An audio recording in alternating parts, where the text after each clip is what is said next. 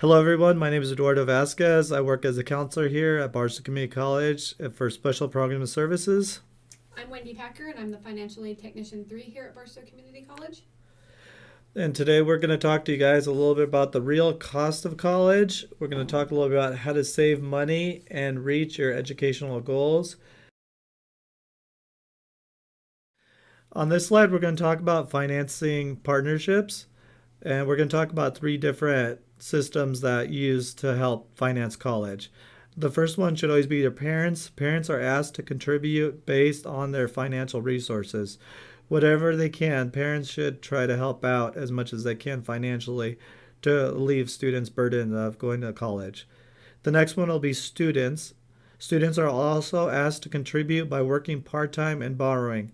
There's many opportunities at the college and in outside places that students can start working and then use that money to help fund their college careers or their financial, the college process. And then the last one, the UC and CSUs both coordinate federal, state, and university resources.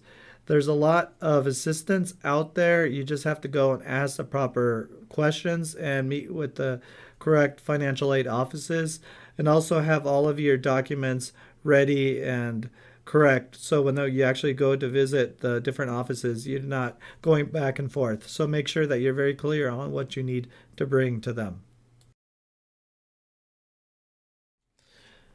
Now we're going to talk a little bit about what's most important in college. A lot of times would be the food and lodging. These are your, I forgot the exact name for it, but these are your basic necessities that you need in college. And we're going to talk about the four different systems here at the community college. Tuition fees, this is a older estimate here, but it was about $864 per year. In California state universities were about $7,484. UCs were about $12,864, and the private colleges were the most expensive at $30,144. Now this is strictly based on the tuition. Afterwards, we have housing and dining, which at the community college it only comes out to about $4,347. While the California State and the UCs are both more than 12,000. At the Cal State universities, they are about $13,350. At the UCs, $15,180. At the California private colleges, it says only $9,330. That number may be a little bit off. Books, again, are also something that's very expensive at college. For California community colleges, it's about $1,656. For Cal States, it says $1,826. UC's $1,226. At the California private colleges, it's $1,455. I also like to add the books are going to be dependent on what you're going to study. If you're a STEM major, if you're studying anything with the science, technology, engineering, and math, that price is going to go a lot higher. So depending on what is your major of study, then it's going to be dependent on that's going to greatly increase the cost of the textbooks. And then we have the personal expenses and transportation, which it says California Community College is $4,185. So most students at the California Community Colleges, basically they live at home, so their transportation expenses isn't as much. And at Cal States, it says $2,754. The UC's at $4,684. A lot of times at these institutions, they stress that students shouldn't drive. Basically, some of them won't even let you have a car your first year because they want you to live on campus, but also that greatly decrease the amount of transportation expenses you have. And then at the California private colleges, it says $3,218. Again, also at the private colleges, it could also be dependent on if you have a vehicle or not. The totals, these are what you call the sticker prices. So for California Community College, it says $11,052. For CSUs, it says $25,414. For the UCs, it's $33,320, and for the California private colleges, it says $45,147. Now, again, one thing you want to take and note: these are your sticker price. This isn't. Most students wouldn't actually be paying this. This is just what in total how much colleges typically cost, and then you got to think about, you'll factor in later on about financial aid.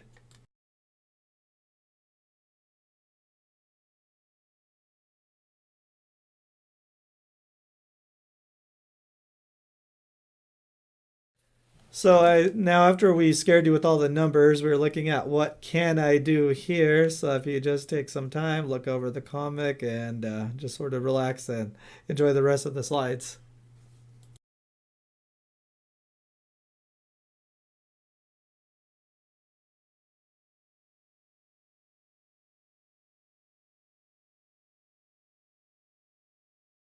Here's you. All right, so now we're going to talk about the grants, loans, federal work study, and scholarships, basically the types of financial aid that you can receive. I'll probably keep my slide to more here because that's what I know, what we offer here at Barstow Community College. Grants are free money that the government, that state or federal government, gives you to go to college. Grants are free money. They give you this to go to school, help cover your educational expenses. You do not have to pay grants back unless you're to drop and or fail all of your classes. So the difference between loans and grants are free, loans you borrow and repay plus some. There's federal work study, which allows eligible students to work on campus and earn an extra income. So we have several different departments that hire student workers here on the Barstow Community College campus. I know that other colleges as well as universities offer the work study program as well. It's basically gives you the chance to work while you're going to school. Work on your campus typically, get to know the ins and outs of your campus. You can earn whatever the state minimum wage is. It's untaxed money. It's just another great opportunity that not enough students take advantage of, and we highly recommend that all students look into the work study program and at least apply. Then there's scholarships. Scholarships are absolutely free money for school. They're given by colleges and or different businesses to help students fund their college education. Scholarships you never pay back. Scholarships you use on tuition, textbooks, supplies, basically whatever you need in order to ensure that you're successful at college. We highly recommend students apply for scholarships, whether that's at your school or within businesses or online. There's several different online scholarship search engines that we highly recommend you check out. Once again, not enough students take advantage of scholarships. Here at Barstow Community College, we gave out about $45,000 in scholarships last year. So if you're here, which I'm assuming if you're listening to this you are, I highly recommend to keep an eye on your email because we'll be emailing you about our scholarship application period. It should be opening the first week of December roughly. I'm working on that. And so keep an eye on your email and apply when we tell you it's time to apply, because if you don't apply, you can't win. And lastly, on this slide, I'll talk about student loans. Barstow Community College does not participate in the student loan program. You cannot receive a student loan while attending here. However, that is something you'll probably eventually have to get into once you transfer. Nothing wrong with that. It's just student loans have to be repaid, plus interest on those. Come see us in the financial aid office if you want a little more information on that. But as far as Barstow Community College goes, we do not offer student loans.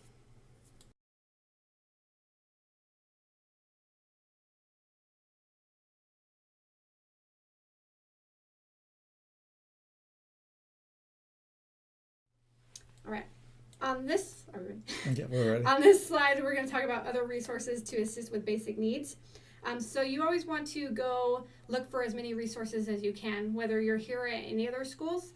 There's so many resources available to so many different kinds of students that there's definitely something that can assist you with whatever type of situation that you have.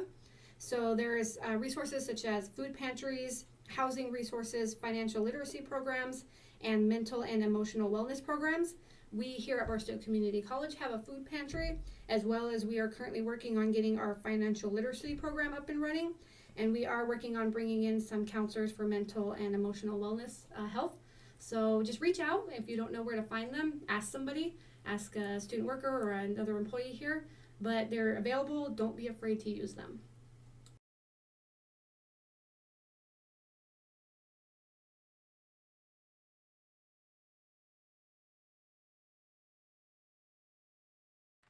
So now we're going to talk a little about food insecurity. This has been a big issue at most colleges, community colleges, and universities.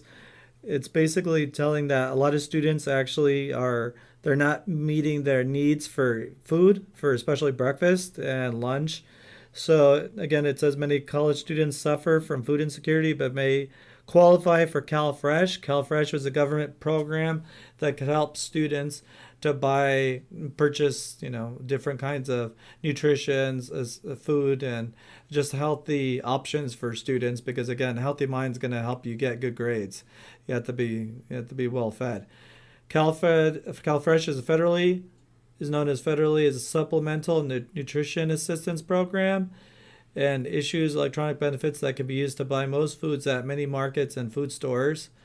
You can apply online at benefitscal.org, available in multiple languages, and you could recipients of CalFresh does not negatively affect financial aid eligibility. So again, you have to make sure that you go and try to get as many resources as you can, because this is a huge one. Because I know that when I work with students a lot of times, and I can kind of tell if they didn't have breakfast because they can't focus, and if you're not being able to focus and you're not getting those needs met, you're not going to be a successful student, and then it's going to negatively impact your grades. It also may impact your financial aid in the future. So make sure that you take advantages of all the resources that you can on the campus.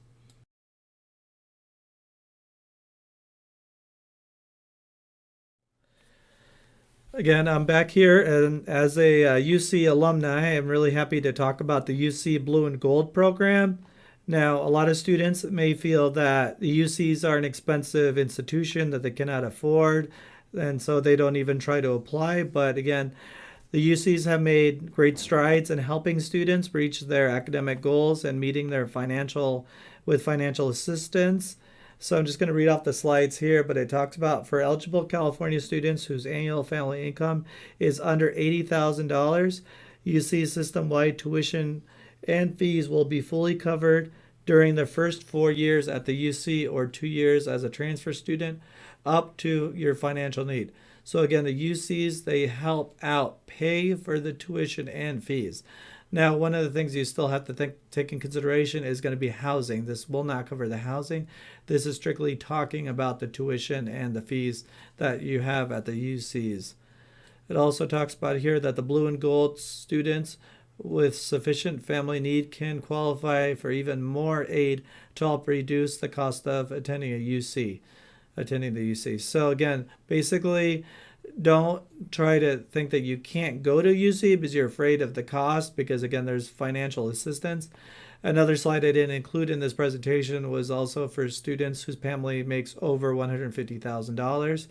There's also financial assistance for that, but for those type of situations. But again, take advantage of all the opportunities you can.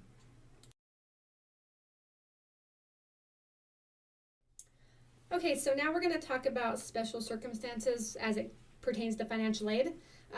Two things to remember when it comes to financial aid. You have to do the FAFSA application every year. That's FAFSA application, and or DREAM Act. You have to apply every year.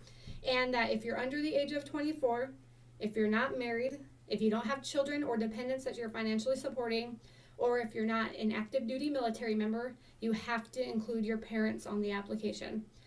I get that question a lot. I'm 18, I live on my own.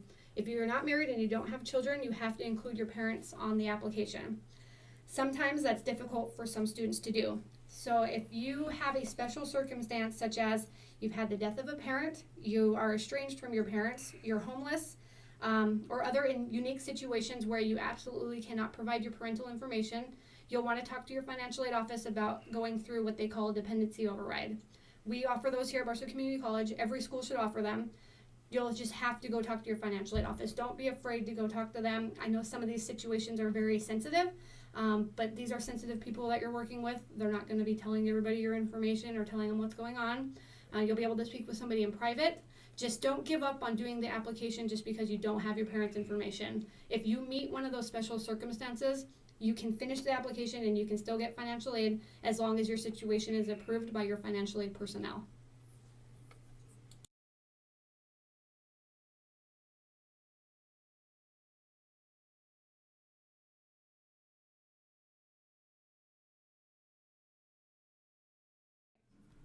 So This slide talks about my grandparent or other family member raised me. This is a special circumstance as well. In these types of situations, you have to be in a legal guardianship situation to answer yes to that particular question on the FAFSA application. So if you have like a grandparent who's raising you, but they adopted you, that doesn't count as a guardianship situation. Their grandparent is now considered your parent, and you would include the grandparent on your FAFSA as your parent, and you would include their income information, social security, date of birth. But if you were in a legal guardianship situation, you have the legal documentation to prove that. You're going to answer yes to that question on the FAFSA, and you're going to be considered independent for the purposes of getting financial aid. You'll probably have to submit that documentation to your financial aid office, so keep it on hand so you're available to submit it once we actually get your FAFSA in the system, or whatever school you're going to gets your FAFSA in the system.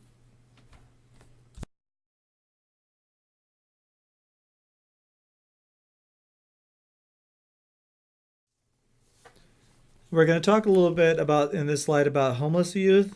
This is an increasingly big topic nowadays, as in the cost of living gets more and more expensive, and sometimes students move away from their parents' house. And so we're going to talk a little about there's an increased awareness and sensitivity to the needs of this population.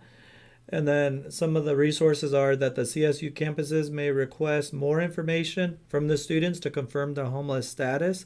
You cannot just state that you're homeless. They might ask for some more additional information.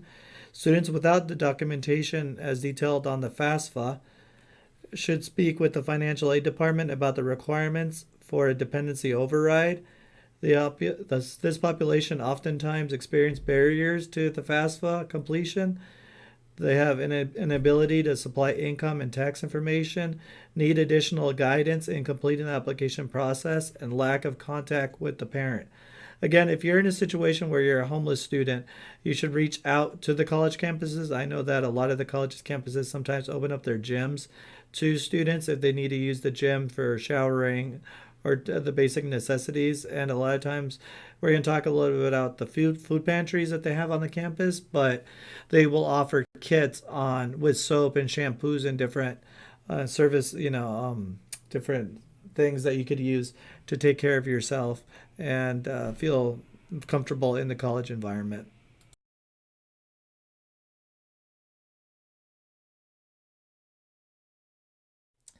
This is one of my favorite slides. It's called the parental impact. As you can see, on the first day of school, a lot of times parents don't want to let the kids don't want to go to school, so the parents are actually trying to force them to go to school. And then on the first day of college, parents have a kind of almost the empty nest syndrome where they don't want their children to go to college, and they sort of can negatively affect their college success, either financially or educational wise. So in the following slides, we're going to talk a little bit about how the parents can affect the children. This is one of my favorite slides here. It's called the parental impact here. As you can see, on the first day of school, there's a lot of times that the parents want to get their kids to go to school, and the kids are usually struggling to stay home because they don't want to go to school. And then on the first day of college, it flips around, and then the parents don't want the child to go to school or leave them. So this we're going to talk a little bit about in the next number of slides about how parents can affect their children's financial awareness in college. So we're going to talk about how students get concerned that their parents' income is too high for college and or they refuse to help pay for college. When you do the FAFSA, as mentioned before, if you're under 24, don't meet any of those other independent requirements, you'll have to include your parents' information on the FAFSA, which includes their prior year income. So if you don't have any income, that looks good for you, but if they have quote unquote high income, that could affect what you're eligible for regarding at least the grant. I know that reduces your grant if your parents' income is very high or extremely high. You might have to resort to getting private loans, which we don't recommend doing here because most of our students qualify for some form of financial aid. Like over 80% of our students qualify for at least a BOG fee waiver, which pays for your classes. So essentially you would go to school for free. But we still have quite a few students who don't quite qualify for that Pell Grant just because their parents' income is maybe a little too high.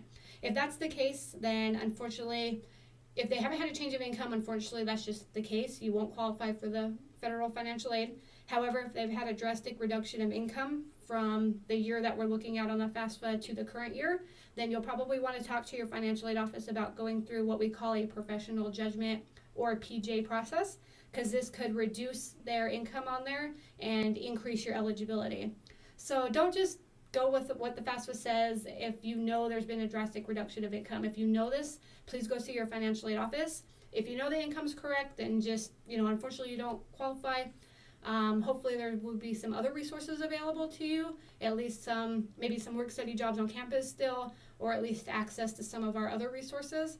It just means you wouldn't qualify for that federal financial aid, which here is the Pell Grant, is what we deal with here at Burstead Community College.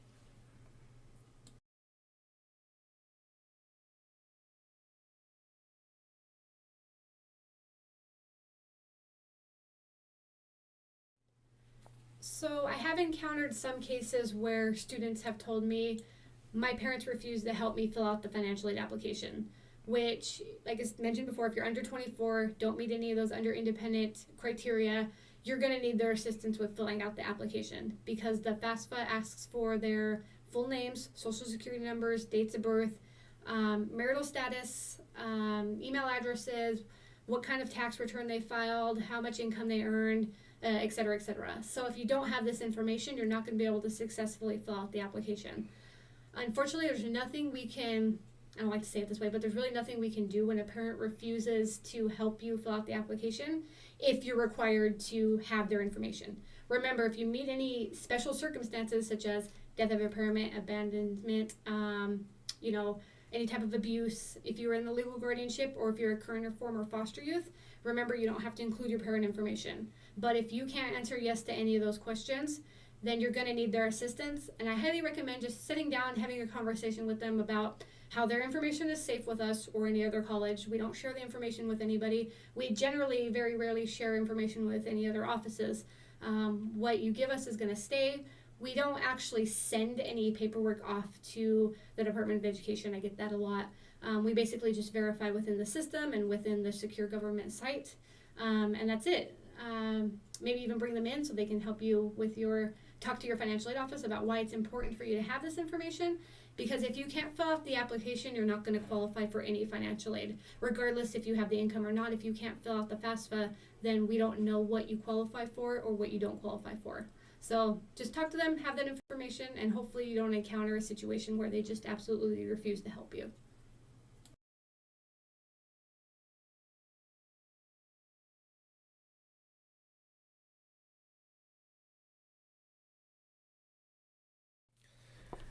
All right, I'm going to talk a little bit about transfer students. This is one of my favorite slides because I talk a lot of time. I take a lot of time to talk to students about this, but it talks a little bit about the financial aid process and how long you actually have. At the community college, it's one of the least expensive options you have when you're going to school. I believe it's about $46 a unit. When I was in college, it was about $7 a unit a long time ago. But you don't need to take out that much financial aid in order to pay for the tuition. You really want to save it when you go to the 4-year level, because at that point it's going to jump to about almost $1,400 a unit.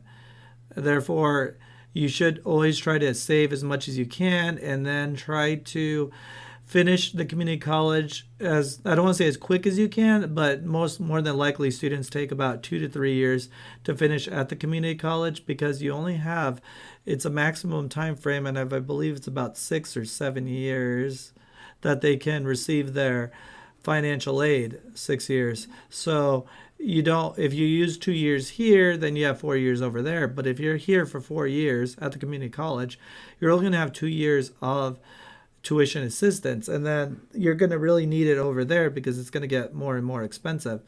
Again, it's very important that the units attempted at the California Community College may affect overall the financial aid eligibility at a 4-year school. Again, you want to make sure that you're making satisfactory academic progress.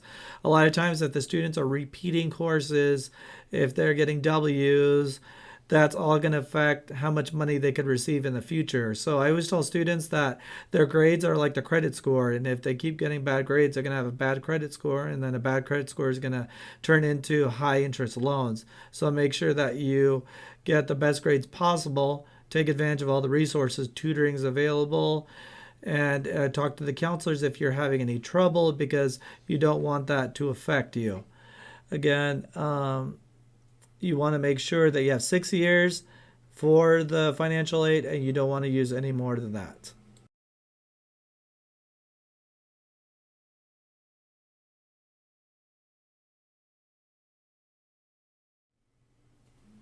Okay, thank you for listening. We're on the last slide. If you have any questions, we're going to talk about our contact information.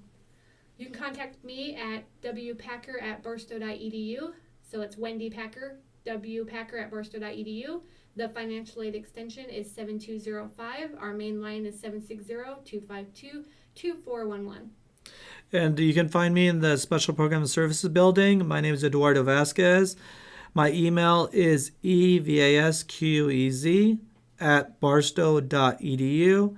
And again, it's also the main line, which is 760-252-2411, extension 7322. You can reach me at extension 7322. Whenever you try to contact us, please give us at least 48 hours to get back to you. We're always busy, but we will get back to you. Thank you.